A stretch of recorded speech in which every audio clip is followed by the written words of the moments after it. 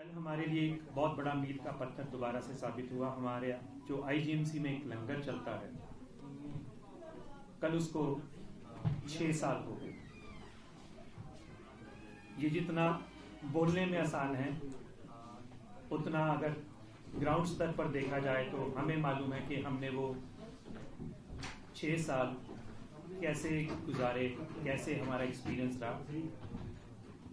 लंगर तो आज भी चल रहा है, लेकिन कह देने से और कर देने में बहुत फर्क है। लगभग रोजाना 3000 लोगों के लिए वो लंगर लगाया जाता है आईजीएमसी में और केनिश में। 25 अक्टूबर 2014 को जब हमारा ये सफर शुरू हुआ था, तो आप सभी को मालूम है कि उस एक जगह की परमिशन लेने के लिए हमारे को किन किन मुश्किलों का सामना करना पड़ा, कैसे सरकार को कन्विंस करना पड़ा, कैसे प्रशासन को, आईजीएमसी प्रशासन को कन्विंस करना पड़ा कि हम करना क्या चाहते हैं। जब मैं जाता था वहां पर तो मैं उनको यही रिक्वेस्ट करता था कि मैं चाय पिलाना चाहता हूं और खिचड़ी खिलाना चाहता हूं।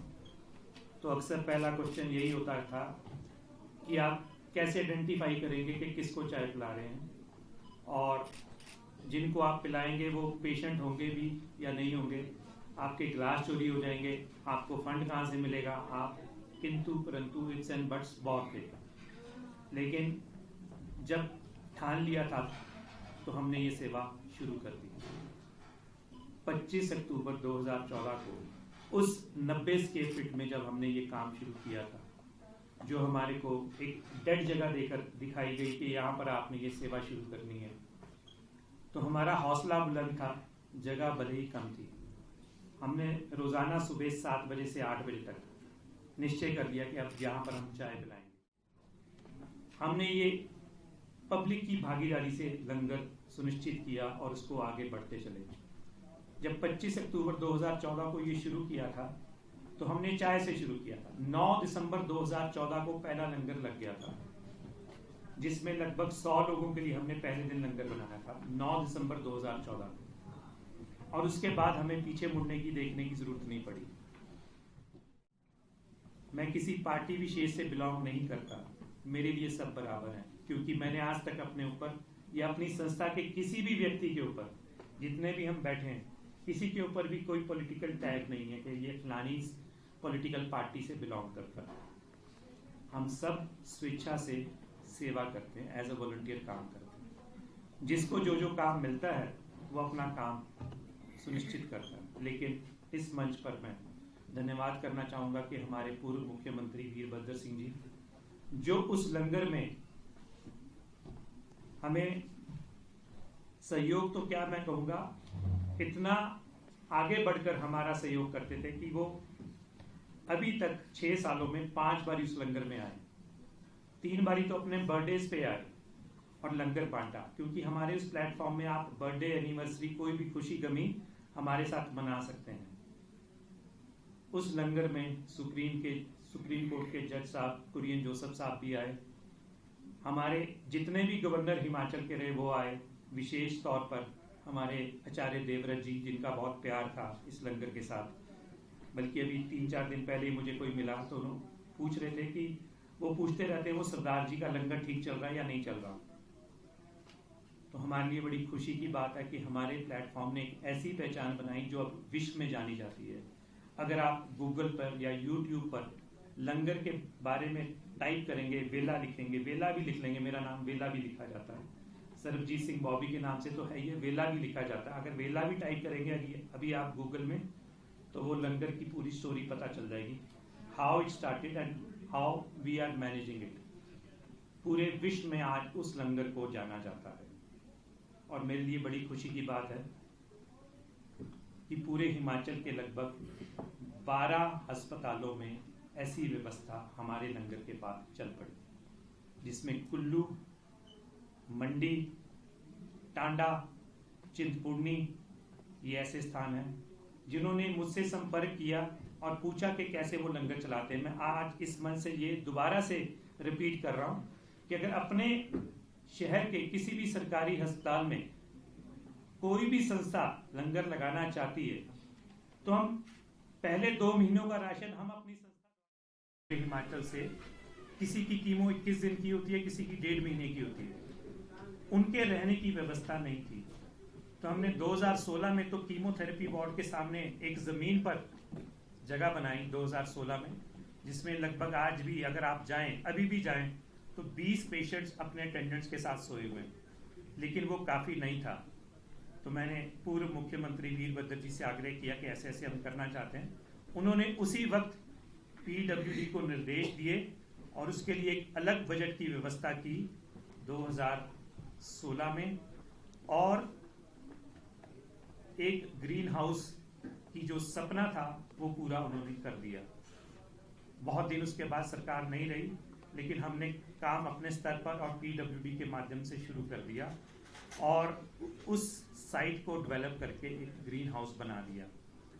इस साल के शुरुआती दिनों में वो ग्रीन हाउस खुल जाना था, लेकिन किन्हीं कारणों से काम खत्म नहीं हो पाया, क्योंकि आप भी देखते होंगे कि कल परसों ही मुख्यमंत्री साहब पीडब्ल्यूडी को विशेष निर्देश दे रहे थे कि जो काम नहीं करेगा वो घर में बैठ जाएगा। तो कुछ ऐसी व्यवस्थाएं हैं कि वो काम अभी तक खत्म नहीं हो पाया। बीच में ये कोविड का दौर आ गया, बीच में हमने और कोशिश की। 24 अगस्त 2020 को उसका उद्घाटन रख दिया माननीय सुरेश भारद्वाज जी द्वारा कि अब अगर हम उद्घाटन की डेट निर्धारित कर देंगे तो काम थोड़ा जल्दी हो जाएगा, लेकिन वो फिर डेट हमारे को एक्सटेंड करनी पड़ी। अभी तक वो ग्रीन हाउस का जो पीडब्ल्यूडी का काम है वो नहीं हुआ। हमारे एंड पे हमारी संस्था द्वारा भी लाखों रुपया उस ग्रीन हाउस को बनाने के लिए लगाया गया है, जिसमें हमने ये व्यवस्था की है कि 40 पेशेंट वहां पर सोएंगे। बंकर बेड बनाए हैं। अगर आप में से कोई हमारे लंगर गया होगा तो उसने देखा होगा कि हमारे लंगर के बिल्कुल ऑपोजिट हमने एक ऐसी व्यवस्था कायम की है जिसमें कैंसर के मरीजों के लिए मुफ्त में ठहरने, तीनों टाइम का खाना, रहने की व्यवस्था है, जिसके बारे में मैंने मुख्यमंत्री साहब को, हमारे चीफ सेक्रेटरी जो पुराने थे धीमान साहब, प्रिंसिपल MS, सबको एक लेटर देकर अपनी एक प्रपोजल उनको भेजी। और मुझे लगता है कि बहुत जल्दी नई IGMC की OPD खुलने के साथ साथ हमारे उस ग्रीन हाउस का भी उद्घाटन हो जाएगा, जिसमें 40 ऐसे कैंसर के मरीजों को रखा जाएगा जो चंबा, सिरमौर, भरमौर, किन्नौर से आए हैं, और उनको रात को कई बारी कॉरिडोर्स में सोना पड़ता है, गाड़ियों में सोना पड़ता है। मैं इस मंच के माध्यम से हमारे सुरेश भारद्वाज जी जो हमारे मंत्री हैं उनका धन्यवाद करना चाहूँगा, जो विशेष आजकल उस प्रोजेक्ट का ध्यान रख रहे हैं और हमें आश्वस्त किया है कि नई OPD के खुलने के साथ साथ उस ग्रीन हाउस का भी उद्घाटन करवा दिया जाएगा। मैं सैजल साहब से भी मिलकर आया, उन्होंने भी हमारे प्रयासों को सराहा है। और मैं आज एक और इस मंच से बात शेयर करना चाहूँगा कि हमने अस्पतालों में रोगी कल्याण समिति खोली हुई है। मैं चाहता हूं कि आपके मंच के द्वारा मैं कहना चाहूं, रोगी और तीमारदार समिति होनी चाहिए। रोगी तो एडमिट होता है, जो सबसे ज्यादा सफर अस्पतालों में करता है वो तीमारदार करता है, जो अटेंडेंट होता है वो करता है। रोगी तो शायद अपने बेड पर ही सारा दिन रहता है। जो सबसे ज्यादा दौड़ता है वो होता है अटेंडेंट। सारा दिन टेस्ट के लिए दौड़ता है, दवाइयों के लिए दौड़ता है, पैसे खर्चे के लिए दौड़ता है। मैं ये नहीं कह रहा कि पेशेंट एंजॉय कर रहा है, लेकिन पेशेंट को ये पता भी नहीं होता कि उसके रोगी, उसके अटेंडेंट ने खाना भी खाया या नहीं खाया, वो रात को सोया भी है कि नहीं, क्योंकि पेशेंट को तो रात को 2 बजे भी टॉयलेट अगर लेकर जाना है तो अटेंडेंट को भी उठाना पड़ेगा। हमने जितने भी प्रदेश में अस्पताल खोले हैं उसमें मैं चाहूँगा सरकार जब उसकी ड्राइंग बनाए, प्रोजेक्ट बनाए, तो एक ऐसी व्यवस्था भी करे कि अटेंडेंट्स के सोने के लिए एक व्यवस्था होनी चाहिए। और जो ये रोगी कल्याण समिति है, इसका नाम होना चाहिए रोगी तीमारदार कल्याण समिति। ये मेरी एक छोटी सी प्रपोजल है, क्योंकि हमने 6 सालों में ये ऑब्जर्व किया कि जो सबसे ज्यादा सफर करता है वो अटेंडेंट करता है। अब हमारा जो लंगर चलता है 3000 पेशेंट्स का, तो सारे तो पेशेंट नहीं आ रहे हमारे पास, तो अटेंडेंट आ रहे हैं। अभी 2017 में मेरे मदर एडमिट थे, 6 दिन कोमा में रहे, तो हम 5 अटेंडेंट खुद थे अपनी मदर के साथ, पूरी फैमिली, क्योंकि वो कोमा में थे। हम खुद कॉरिडोर में सोते थे। 6 दिन बाद उनकी 21 अक्टूबर को डेथ हो गई 2017 में। मैंने ऑब्जर्व किया कि सबसे ज्यादा केयर जो करते हैं अपने पेशेंट की, वो डॉक्टरों के अलावा अटेंडेंट्स करते हैं, और उनकी व्यवस्था का कोई हाल नहीं है। हम शिमला में ही रहते हैं, बाजार में रहते हैं, हमारे लिए तो खाना भी आ जाता था, घर भी चले जाते थे, लेकिन हमारी माँ जो 6 दिन कोमा में थी, हमारे परिवार का कोई भी सदस्य घर नहीं गया। तो मैं ये एक छोटा सा एग्जाम्पल दे रहा हूँ, अगर मैं अपनी माँ के साथ, मेरी बहनें भाई सब हम वहाँ पर खड़े हैं एज अ 5 अटेंडेंट, तो आप सोच सकते हैं एक एक पेशेंट के साथ कितने अटेंडेंट होते होंगे, और उनके खाने की व्यवस्था, उनके सोने की व्यवस्था। तो हमें अब जब भी कोई बड़ा प्रोजेक्ट बनाना है तो सरकार से मैं आग्रह करूंगा कि वो तीमारदारों के लिए भी सोचे। 5-5 के लिए नहीं मैं कह रहा, लेकिन एक अटेंडेंट के लिए तो सोने की जगह एटलीस्ट होनी चाहिए, उसकी व्यवस्था होनी चाहिए। हॉस्पिटल की केएनएच अस्पताल में भी हमारा 2016 से एक लंगर चल रहा है। अब आप केएनएच की बात सुन लीजिए, केएनएच में क्या दिक्कत आती है अटेंडेंट्स के लिए। केएनएच अस्पताल किस चीज के लिए जाना जाता है? डिलीवरी केसेस या फीमेल्स की प्रॉब्लम के लिए। लेकिन अगर उस पेशेंट के साथ कोई मेल अटेंडेंट है तो आपको पता है कि उसको अलाउड ही नहीं है अस्पताल में सोना।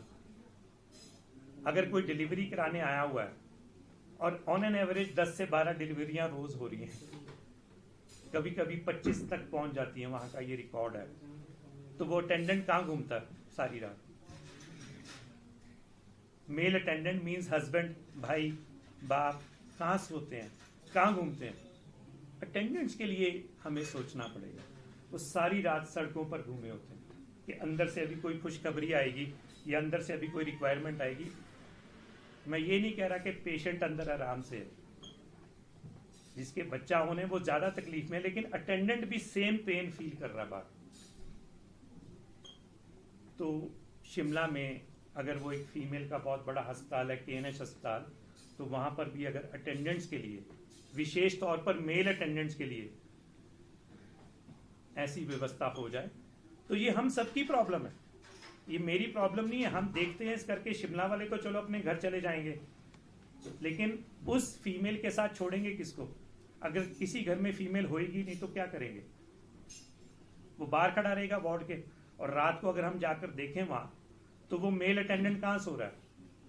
सड़कों पे सो रहा है, बेंच पे सो रहा है, या रात को कॉरिडोर में सो जाता है। लेकिन समय समय पर सिक्योरिटी वाले, डॉक्टर्स, उनके लिए बहुत बड़ी ऑब्स्ट्रक्शन है वो, और एक्चुअल में ऑब्स्ट्रक्शन है।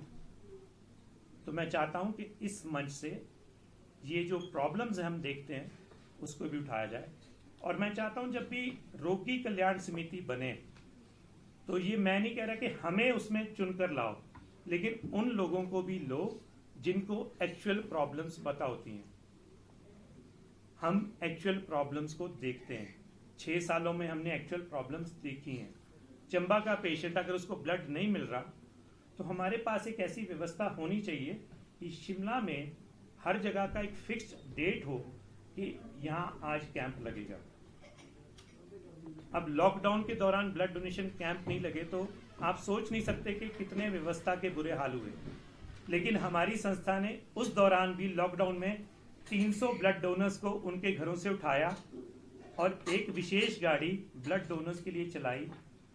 घर से डोनर को लाती थी, आईजीएमसी में ब्लड डोनेट करवाती थी और वापस घर तक छोड़ती थी।